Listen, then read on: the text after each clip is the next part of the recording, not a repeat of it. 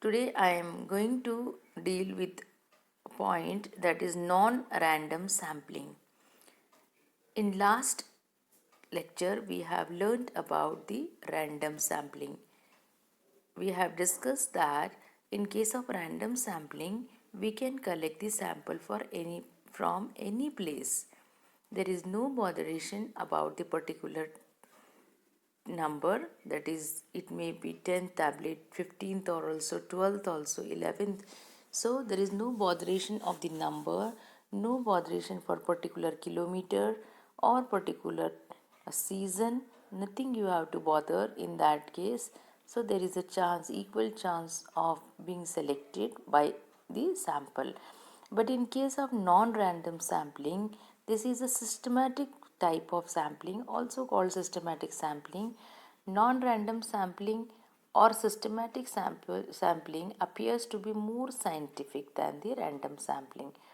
For example, if 10th tablet may be made by tableting department is selected as the sample, or for every 12th bottle of soft drink is selected by the bottling plant as a sample, then the method sampling is not random, or it is a systematic sampling.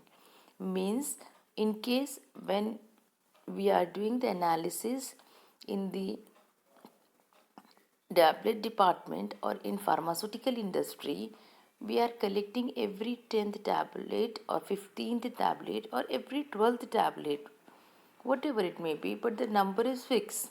So this type of sampling is termed as systematic sampling or non-random sampling. Systematic sampling units are drawn in a definite sequence at equal interval from one another. See, students, when we are collecting the soil in analysis part, means when we are collecting the soil from 1 kilometer each. For example, if we have to collect the soil from city onwards up to the 10 kilometers in the outskirts, we have to collect, if we are collecting the sample from every 1 kilometer, then this type of sampling is termed as systematic sampling.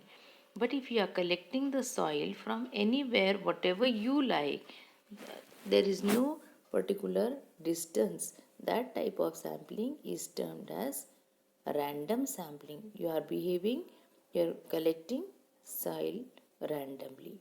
Systematic sampling units are drawn in a definite sequence at equal interval from one another. But this type of sampling is also have one disadvantage of the method, is that cyclical fluctuation in the tablet machine or bottling plant or 10th tablet, 12th bottle may be defective, may be perfect. In another case, the sample does not truly represent the universe or population.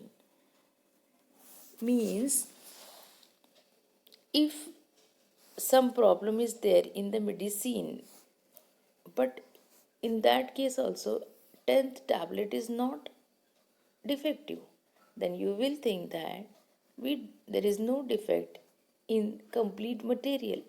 But by chance, if another tablet, the not 10th, not 20th, not 30th, but the middle one of the tablet is not proper, it will be harmful, or it will not be checked by the analytical chemist. So this is a drawback of the systematic sampling. In another case, the sample does not truly represent the universe or population. Non-random sampling required list of atoms in a population. The method gives satisfactory results if they are listed. So students, there are two types of sampling, that is random sampling and non-random sampling. In case of random sampling, analysts have full freedom for the operation.